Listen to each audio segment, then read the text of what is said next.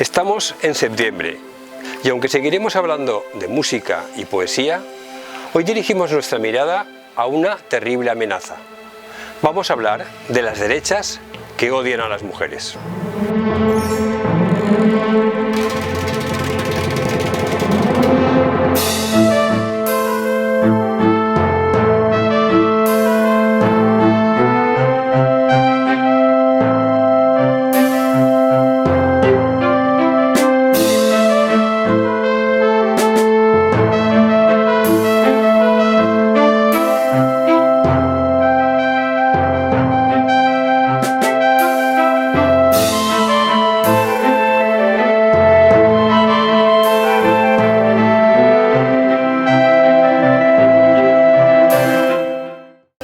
Decir que existe una derecha que odia a las mujeres puede sonar un exceso panfletario, así que empecemos por aclarar de qué derecha estamos hablando.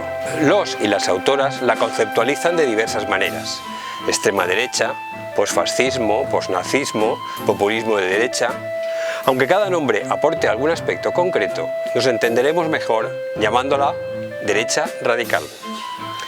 Entonces, ¿podemos decir que la derecha radical odia a todas las mujeres?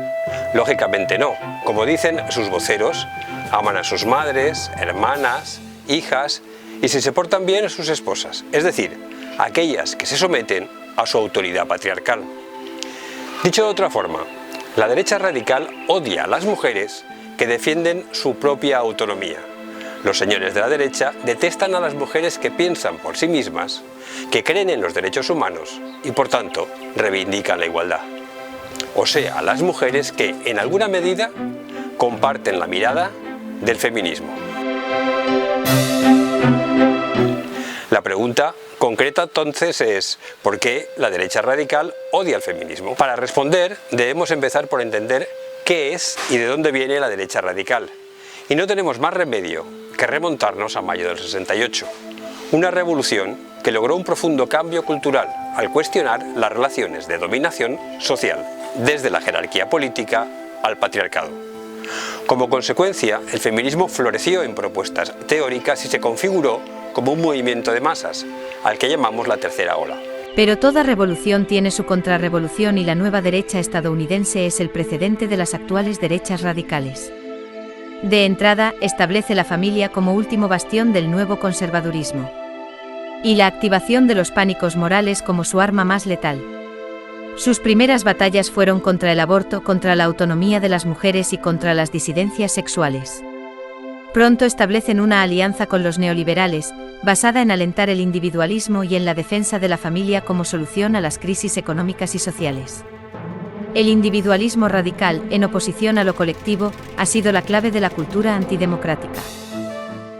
Un individualismo que es terreno abonado para los discursos racistas, nacionalistas y posfascistas. El neoliberalismo triunfó en lo económico, pero no desarticuló los avances en derechos de las mujeres y las disidencias sexuales. Reagan en Estados Unidos y Thatcher en el Reino Unido logran desmantelar las políticas redistributivas iniciadas en la posguerra. La tercera vía de la socialdemocracia, con Bill Clinton y Tony Blair como abanderados, asume parte de sus valores. Concluye que ya no se trata de superar el capitalismo, ni siquiera de reformarlo, basta cultivar su lado amable. Los neoconservadores, secundados por la tercera vía, consiguen anular la lucha de clases entre ricos y pobres como explicación de las desigualdades. Pero dan un paso más.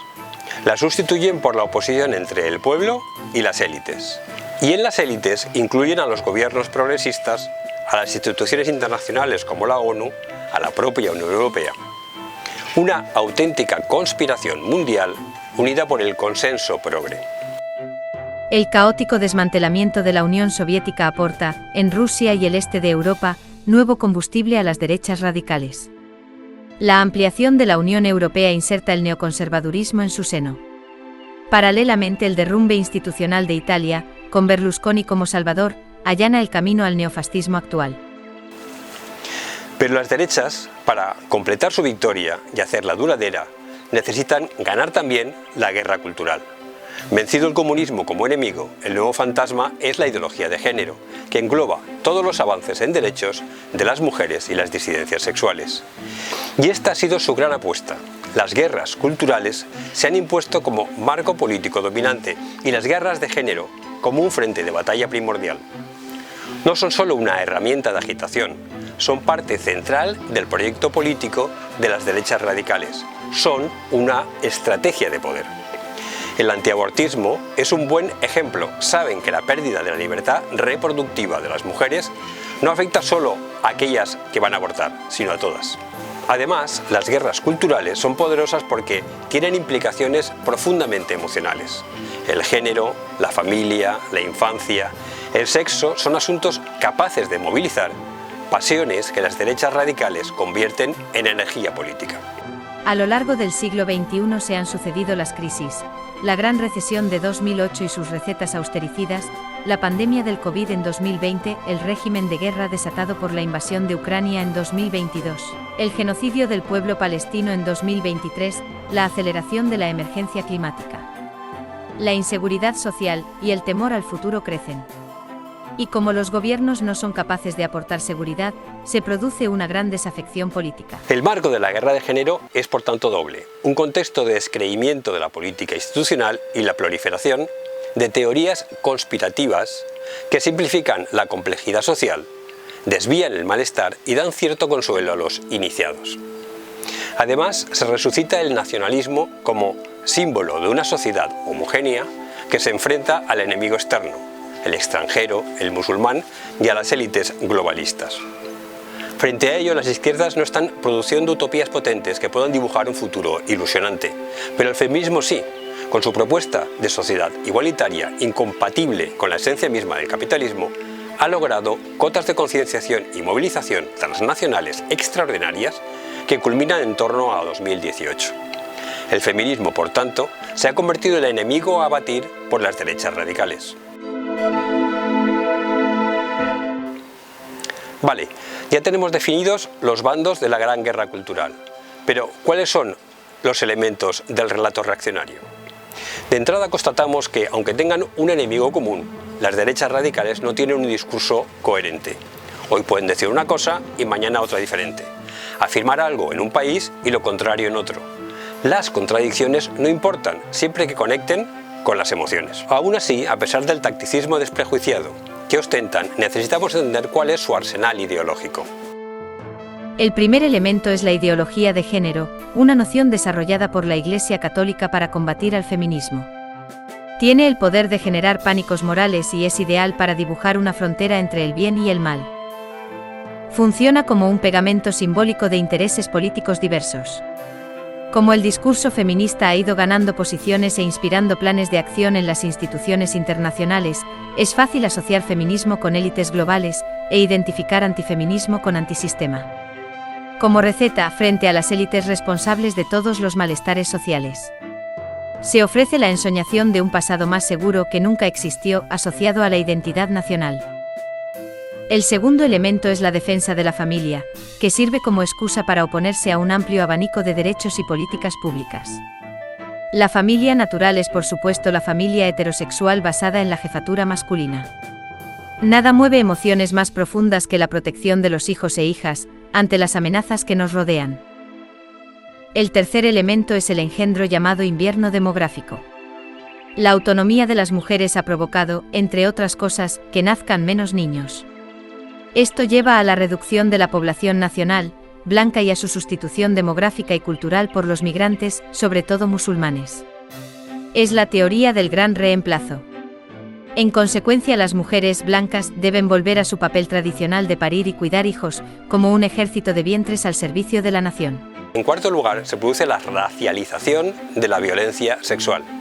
La protección de nuestras mujeres frente a migrantes y musulmanes, principales responsables de la violencia sexual. En este sentido, las derechas radicales no tienen ningún reparo en perfumar su discurso supremacista con gotas de laicidad o feminismo light. El colmo de la desvergüenza se produce cuando acusan a los otros de homofobia. ¿Contradictorio? No importa, siempre que se consiga azuzar ciertos miedos existentes en la sociedad. A grandes rasgos hemos repasado lo que proclaman, pero ¿quiénes son los protagonistas de las guerras de género? Ya hemos dicho que no son un grupo homogéneo. Su diversidad les permite moverse en distintos niveles, locales y transnacionales, religiosos y seculares, gubernamentales y sociales. En ocasiones comparten argumentos y muchas veces recursos económicos. Una radiografía de urgencia nos presenta a actores institucionales como los partidos políticos con una presencia creciente en la Unión Europea. Las religiones mayoritarias, empezando por una parte de la jerarquía católica. La Iglesia ortodoxa, que ha establecido una alianza estratégica con Orbán o Putin. La protestante evangélica, en especial en Estados Unidos y en toda América Latina. El judaísmo ortodoxo, alimento del sionismo genocida. El Islam, utilizado por organizaciones y gobiernos de extrema derecha. Tenemos por otro lado organizaciones confesionales clásicas como los Kikos o el Opus Dei, o más recientes como Hazte Oír. Las asociaciones de juristas como abogados cristianos que utilizan el litigio estratégico y se apropian de leyes originalmente destinadas a proteger a las minorías. Las fundaciones e institutos de análisis, los llamados think tank, como la FAES de José María Aznar. Y finalmente los medios de comunicación, convencionales o digitales, imprescindibles para la crispación y propagación de los bulos, complementados por la fachosfera y la manosfera, una tupida red de espacios virtuales para la difusión de mensajes de odio a las mujeres que polinizan las mentes de los más jóvenes. Durante años creíamos que el trauma del franquismo nos había vacunado, de alguna manera, de la marea ultraderechista. Nos equivocamos. En España, la estrategia de las derechas radicales se desplegó sobre todo a partir de 2004, con el primer gobierno de José Luis Rodríguez Zapatero, y se centró en impedir el avance en derechos civiles y de género. La ley del matrimonio homosexual de 2005, la ley de educación de 2006, la reforma de la ley del aborto de 2010.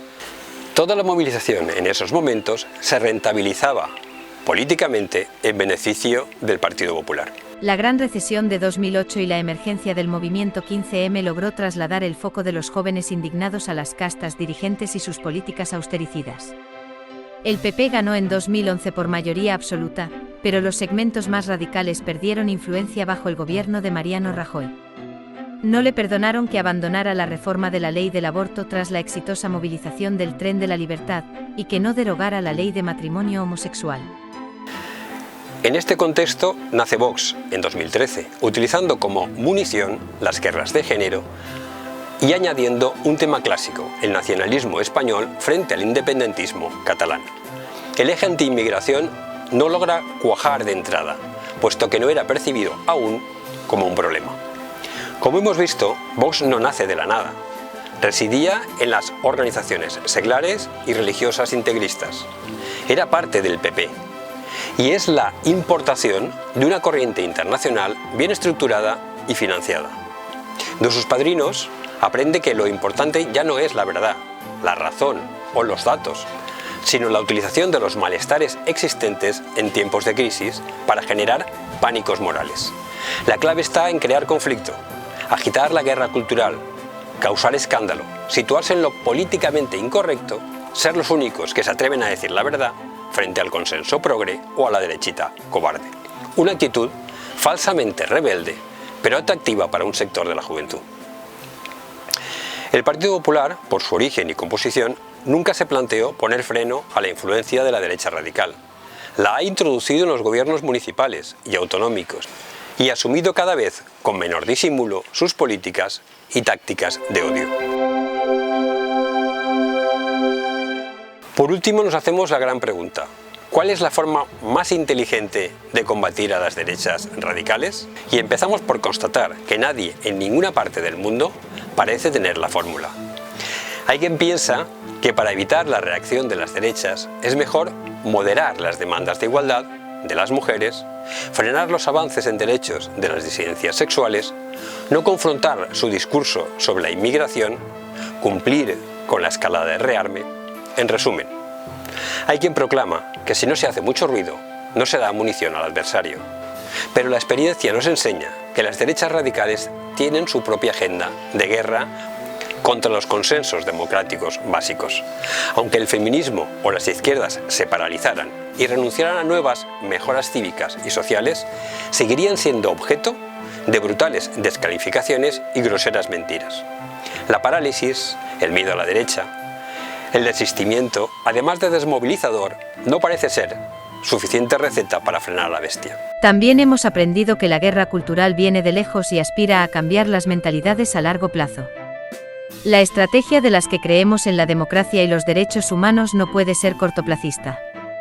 El horizonte no es la próxima convocatoria electoral. La batalla partidaria e institucional, siendo importante, no es nada sin el trabajo pequeño, diario, de creación de redes, de experimentación con formas de organización y acción.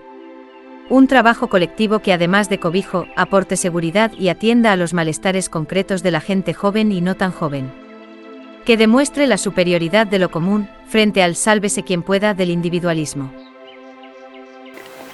Y aquí, los hombres igualitarios tenemos una tarea ineludible en primera línea, que las propias feministas nos demandan, en especial ante los varones jóvenes, que cada pequeño paso, cada ensayo, cada error debe contribuir al diseño colectivo de un proyecto de futuro con la potencia suficiente para ilusionar a la gente, para renovar el orgullo de ser la marea que hará retroceder al fascismo. Un proyecto que, por lo que sabemos ahora, deberá asentarse en 3 patas: el feminismo de clase, el rechazo del régimen de guerra y el decrecimiento económico en defensa de la vida. Es esta, sobre todo, una guerra de relatos. No creamos que está todo dicho y que las personas convencidas nos lo sabemos todo. No es suficiente con algún tertuliano progre en radio o televisión. No basta con unos diarios digitales que den caña a la derecha. Esta batalla precisa de todas las herramientas de comunicación que podamos imaginar, desde el activismo masivo en redes sociales a la creación de una sólida trama de medios alternativos, ciudadanos, sindicales, municipales, culturales, un entramado que combata cada uno de los marcos mentales que instala la derecha y que no se conforme con salvar lo que hay y desplace la mirada hacia utopías realizables. Este modesto podcast intenta avanzar en esa dirección. Si te parece útil, marca me gusta y compártelo con tus amistades. Gracias por escucharme y hasta la semana que viene.